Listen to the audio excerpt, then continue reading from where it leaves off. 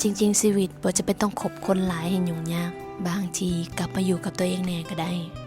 ลองใช้ชีวิตแบบสันโดษอยู่ตัวคนเดียวและลองกลับมาทบทวนตัวเองเบิ่ง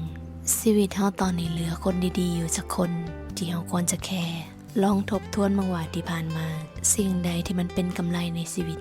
เฮาเฮ็ดความดีอีหยังมาแน่แล้วอันใดที่เป็นผลงานที่เฮ็ดให้เฮาภูมิใจสิ่งใดเฮามักเฮาก็เลือกที่จะเฮ็ดต่อ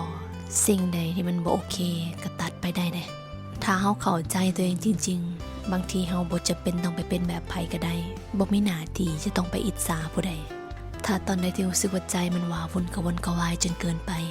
ถึงเวลาที่เฮาควรกลับมาดีท็อกซ์ใจตัวเอง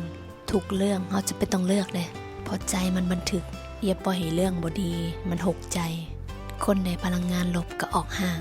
อย่าพยายามไปเปลี่ยนไผปรับที่เฮาให้เข้าใจธรรมชาติทุกอย่างมันก็เป็นของมันแบบนี้เรื่องของมัน